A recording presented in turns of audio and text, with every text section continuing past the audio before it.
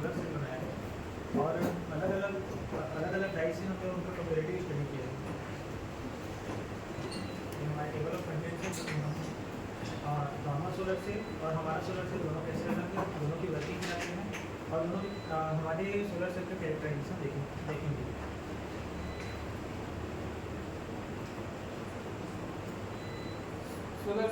Solar cell जैसे नाम से पता चल रहा है, यह एक ऐसा डिवाइस है जो सन से आने वाली लाइट को इलेक्ट्रिकल एनर्जी में कन्वर्ट करता है।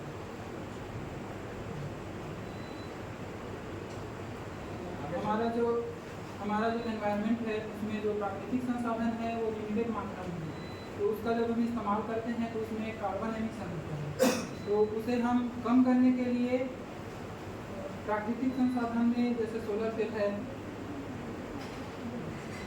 सोलर सेल का इस्तेमाल करते हैं, जिससे उसमें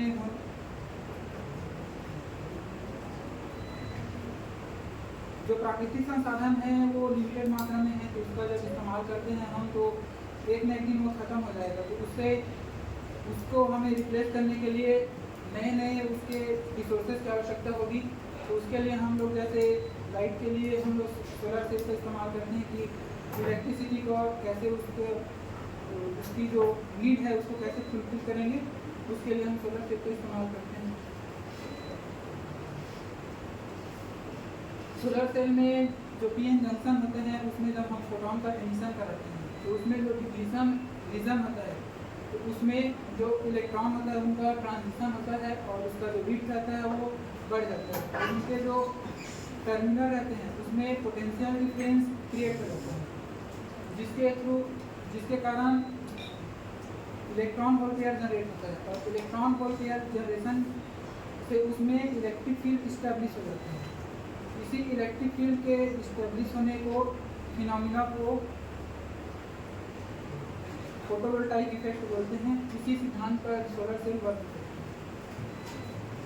जनरेशन, सोलर सेल के जनरेशन को हम 3 तरीके से कैटेगराइज कर सकते हैं उनके मैन्युफैक्चरिंग प्रोसेस के आधार पर। पहला जनरेशन है जिसमें हम wafer based silicon solar cell आता है, जिसमें क्रिस्टल सोलर सेल का, इसमें जो सोलर सेल आते हैं क्रिस्टलाइन सोलर सेल रहता है। इसके मुख्य 2 प्रकार होते हैं, पहला है मोनोक्रिस्टलाइन सोलर सेल, दूसरा है polycrystalline solar cell. Second generation के 2 प्रकार हैं, amorphous silicon thin film solar cell और cadmium telluride thin film solar cell. जो third generation of solar cell है उसमें न्यू इमर्जिंग टेक्नोलॉजी का इस्तेमाल किया जाता है। इसमें बहुत सारे सोलर सेल आते हैं जिसमें अभी वर्क चल रहा है, उसमें से मुख्य 5 लिए गए हैं, जिसमें है पेरोक्साइड। न्यू इमर्जिंग टेक्नोलॉजी में कौन सा टेक्नोलॉजी? थर्ड जनरेशन में न्यू इमर्जिंग टेक्नोलॉजी यूज हो रही है। What is by emerging technology? New emerging technology में सर मेनली नैनो टेक्नोलॉजी का यूज़ किया जा रहा है, और जिसमें थिन फिल्म कोटेड स्टेज के टेक्नोलॉजी का यूज़ करके कुछ जैसे इसमें डाई सेंसिटाइज सोलर सेल है जिसको जो हम लोग फैब्रिकेट किए हैं, इसमें नेचुरल प्रोडक्ट को लेके उससे डाई एक्सट्रैक्ट करके सोलर सेल बनाया जाता है। जो पुराने टेक्नोलॉजीज थी फर्स्ट जनरेशन और सेकेंड जनरेशन, उन दोनों में सिलिकॉन का यूज़ किया जा रहा था, जो कि डेली लाइफ के लिए बहुत हजारस है और उन दोनों का रिसाइकल पॉसिबल नहीं है सिलिकॉन बेस्ड का, इसलिए डाई सेंसिटाइज सोलर सेल का इन्वेंशन किया गया।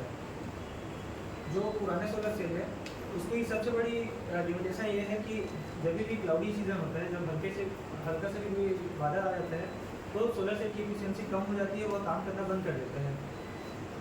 नॉर्मल सोलर सेल को जो सनलाइट है वो 90 डिग्री के एंगल पे होने पर ही वो अपनी मैक्सिमम एफिशिएंसी दे पाता है, अदरवाइज उसकी एफिशिएंसी कम हो जाती है। इस एडवांटेज को दूर करने के लिए डाई सेंसिटाइज सोलर सेल का इन्वेंशन डॉक्टर माइकल ग्रेटजल के द्वारा किया गया था।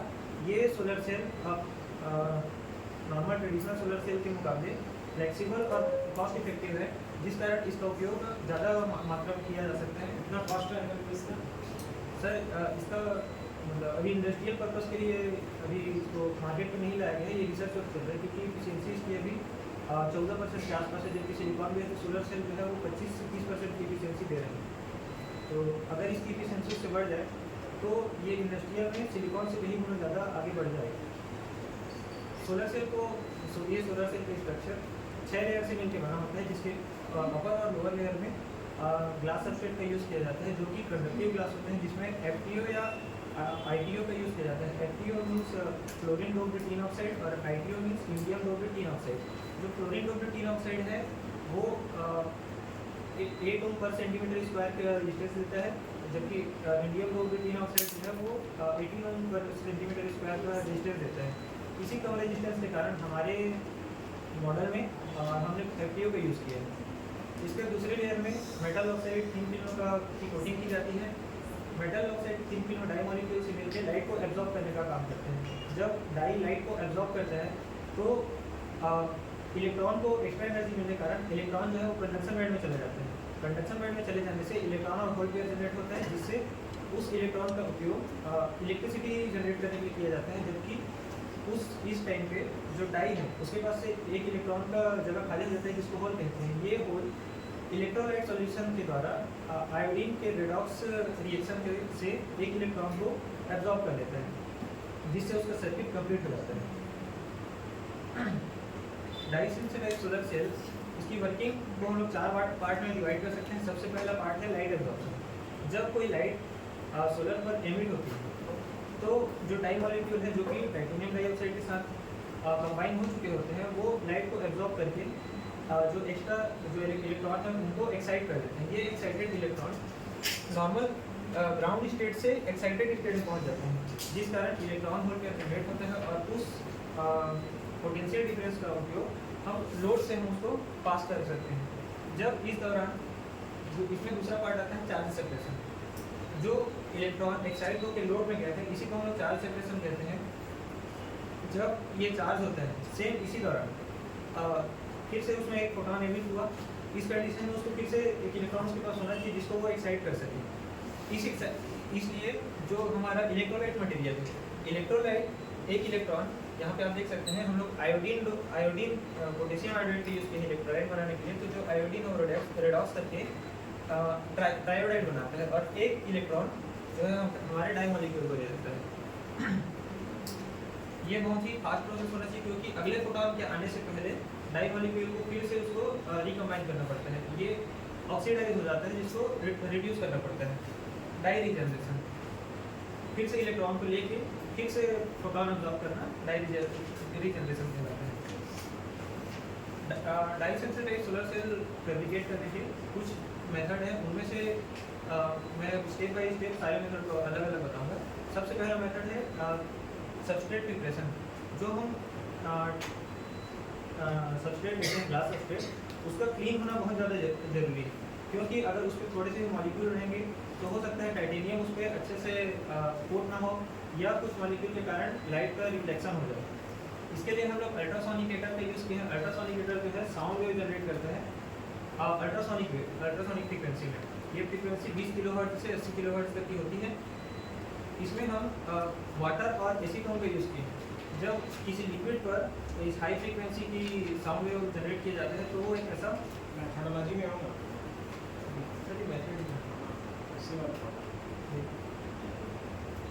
जब उसमें हाई फ्रीक्वेंसी जनरेट होती है तो वो एक बबल बनाता है, जिससे जो मॉलिक्यूल है वो हमारे आज मैं देख ही नहीं पाई, ना इधर देख पाई ना उधर, ऐसा काम फंस गया मेरा। पर मैं देखूंगी आप लोगों का, है ना। तो जो हमारा सबस्ट्रेट है उसके मॉलिक्यूल वो डस्ट पार्टिकल से अलग हो जाते हैं। इसके बाद दूसरा है उसमें TiO2 का लेयरिंग करना। TiO2 लेयर करने के 3 मेथड हैं। सबसे पहला है ये स्क्रीन प्रिंटिंग, दूसरा स्प्रे कोटिंग और तीसरा doctor plate method. Screen printing में सब्सट्रेट के ऊपर जिस आकार में हमको प्रिंट कराना है उस आकार को रखा जाता है और स्क्वीज की मदद से उसको बराबर सभी पार्ट में डिवाइड कर दिया जाता है। दूसरा मेथड है स्प्रे कोटिंग। स्प्रे कोटिंग में जो टाइटेनियम डाइऑक्साइड का हम पेस्ट लिए हैं उसको लिक्विडाइज करके गैस में उस पर स्प्रे किया जाता है सिंपली। दोनों मेथड अफोर्डेबल है, कॉस्ट इफेक्टिव है, बट कौन सा गैस है? सर गैस मतलब जैसे हम स्प्रे यूज़ करते हैं नॉर्मल जी। तो दोनों ही मेथड में जो मटेरियल है बहुत ज़्यादा फैल जाता है, जिस कारण हमारे जहाँ जितने एरिया में कोटिंग करने हैं उससे ज़्यादा एरिया में मटेरियल हो जाने के कारण मटेरियल वेस्ट हो जाता है। इसीलिए डॉक्टर प्लेट मेथड का यूज़ किया जाता है। डॉक्टर प्लेट मेथड में सबस्ट्रेट चारों साइड से सेलो टेप या स्कॉच टेप से टेपिंग कर दी जाती है और एक पार्ट पे जैसे कि यहाँ पे एक पार्ट पे मटेरियल को रख के ग्लास रॉड से रोल कर दिया जाता है सिंपली।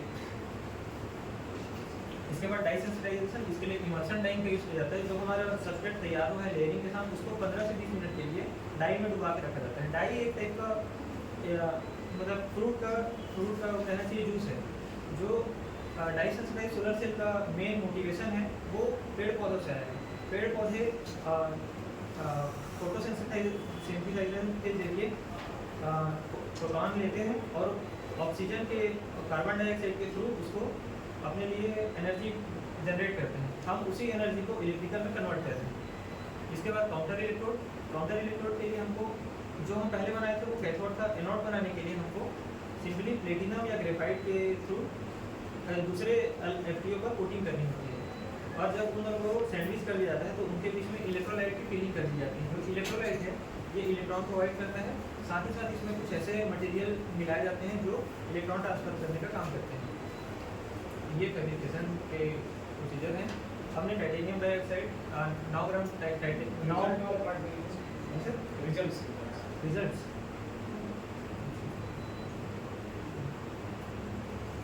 ये सर सबसे पहले हम लोग फोटो स्पेक्ट्रोमीटर से रिजल्ट लिए कि उसका एब्जॉर्प्शन किस वेवलेंथ पे कितना है। दूसरा हम लोग उसकी IV कैरेक्टरिस्टिक्स निकाले, एफिशिएंसी निकाले और ये उसके रिजल्ट्स हैं।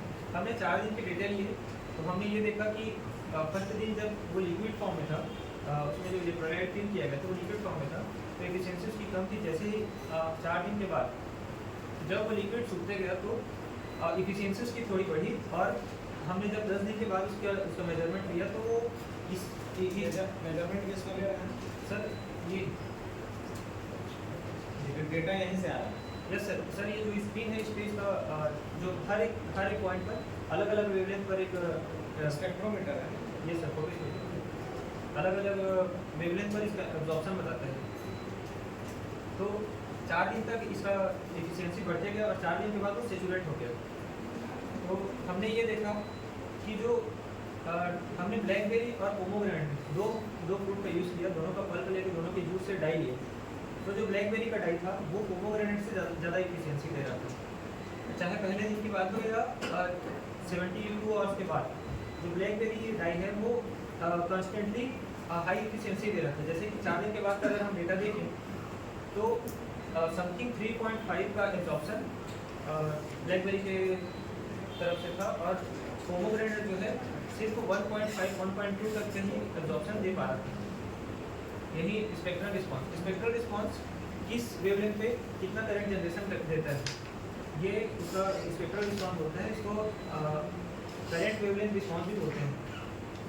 इसके साथ इसका शॉर्ट सर्किट करंट जो है वो 0.2648 और पोमोग्रेनेट के लिए 0.2589। जैसा कि देख सकते हैं कि जो ब्लैकबेरी है उसका करंट जनरेशन पोमोग्रेनेट से ज़्यादा है।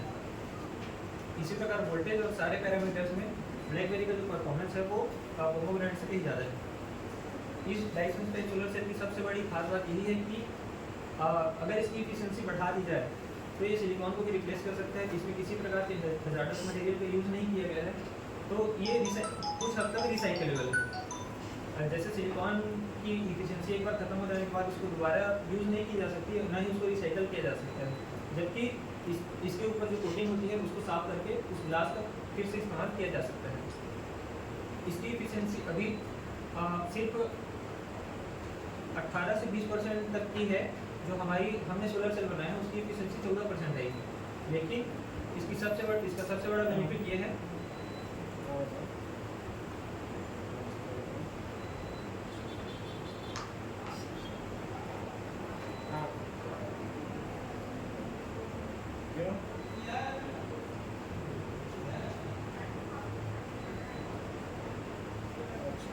क्या हुआ?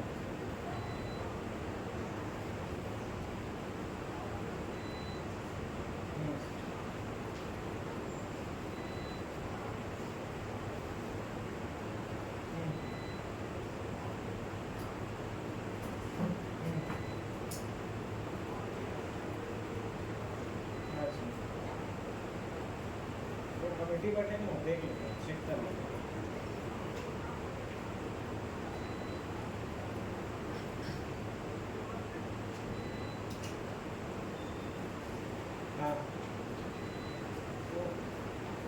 कमेटी बैठे हैं कंट्रोल रूम में बिल होता है तो बात कर मेरा नहीं था वो रिश्ते वाले को तो बता दिया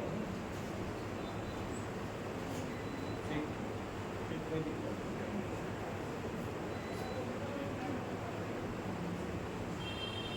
अरे वो कमेटी बैठे हैं तो चेक कर लेते हैं उसे वेरीफाई कर लेते हैं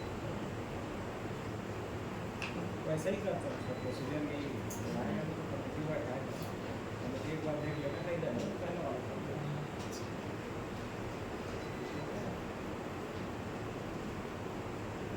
इसका सबसे बड़ा बेनिफिट एडवांटेज ये है जो नॉर्मल सोलर सेल होते हैं उनको सनलाइट डायरेक्टली चाहिए होता है जबकि ये रूम के अंदर इंडोर जो लाइट होती है जैसे कि ये लाइट है इस पर भी ये इलेक्ट्रिसिटी जनरेट कर सकता है और चूँकि ये ट्रांसपेरेंट है तो जो घर में जहाँ कहीं भी कांच का यूज़ करते हैं उसमें नॉर्मल ग्लास के बजाय हम डाई सेंसिटाइज सोलर सेल का यूज़ कर सकते हैं जिससे हम जो अभी तक सिर्फ शो के लिए जो कांच यूज़ हो रहा था वो अब इलेक्ट्रिसिटी भी प्रोवाइड कर पाएंगे। हमने अलग अलग इससे पहले बहुत से रिसर्च पेपर भी देखे इससे पहले जो जिसमें यूज़ किए गए थे हमारे लैब में वो सारे आर्टिफिशियल डाई का यूज़ किया गया था। नेचुरल डाई से अभी तक हमारे लैब में नहीं डाई से फैब्रिकेट नहीं किया गया था। तो जो आर्टिफिशियल डाई थे उनसे जो उनके फिल फैक्टर आया था वो 0.49 तक ही आए थे और जबकि हमारा फिल फैक्टर 0.6 तक का आया है और जो इफिशियंसी है हमारी वो उनसे कुछ ज़्यादा है। उन्होंने C106, C107 और C108 डाई का यूज़ किया था और हमने डायरेक्टली ब्लैकबेरी और पोमोग्रेनेट से डाई लिया है। ये हमारे रेफरेंसेस हैं। लिमिटेशन क्या है प्रोजेक्ट का सर इसकी इफिशियंसी कम है और इसका जो टाइम है वो भी इससे कम है। जो इसका लाइफ टाइम है वो 8 से 9 साल के है जबकि जो नॉर्मल सिलिकॉन सोलर सेल है वो 20 से 25 साल तक चल जाता है। बट इसका बेनिफिट ये है कि ये जितना इफिशियंसी प्रोवाइड कर रहा है और जितना इसका कॉस्ट है उस हिसाब से अगर इसको इम्प्लीमेंट किया जाए तो ये 1 साल में ही अपना कॉस्ट रिकवर कर लेगा। कितना कॉस्ट कर रहे हैं हम प्रोजेक्ट सर प्रोजेक्ट में हमको सिर्फ 2000 तक ही प्रोजेक्ट लगा था क्योंकि कुछ मटेरियल हमारे मार्केट में भी आता होगा ऐसा सर अभी इंडिया में नहीं है। ये स्पेशली कौन रिसर्च सर इससे सोलर सेल हमने ये जो सोलर सेल मटेरियल सर ये जो सोलर सेल है ब्लैकबेरी से बना हुआ है। ये जो सोलर सेल है पोमोग्रेनेट से बना हुआ है। ये सोलर सेल ब्लैकबेरी से बना है लेकिन ये 24 दिन पुराना है लेकिन 24 दिन होने के बाद भी कॉन्स्टेंटली इफिशियंसी दे रहा है। तो अगर आप होने के बाद इफिशियंसी कम हो जाता है। हाँ सर अभी क्योंकि ऑनगोइंग रिसर्च इसमें सर देखा जा रहा है कि 10 दिन के बाद से इफिशियंसी देना बंद हो जाता है अगर रिसर्च प्रॉपर नहीं है तो। जैसे कि हमारे में भी आप देख सकते हैं शुरू में बताया कि अगर सबस्ट्रेट की क्लीनिंग प्रॉपरली ना हो तो ये जो वाइट तरीके से टाइटेनियम डाइऑक्साइड है अगर क्लीनिंग प्रॉपर ना हो तो ये इस टाइप का परफेक्ट स्क्वायर नहीं देता। इसमें ये हमारा प्रैक्टिस जब हम प्रैक्टिस कर रहे थे तो ये होना हुआ था तो क्लीनिंग प्रॉपर नहीं थी इसीलिए ही ये परफेक्ट स्क्वायर नहीं था जबकि इसमें कुछ पॉइंट तक परफेक्ट स्क्वायर है। तो हम और प्रैक्टिस करके और अच्छा बना सकते हैं। ठीक है अगर हम मूवी का देखना चाहेंगे तो क्या नाम है सर अखिल तुम्हारा है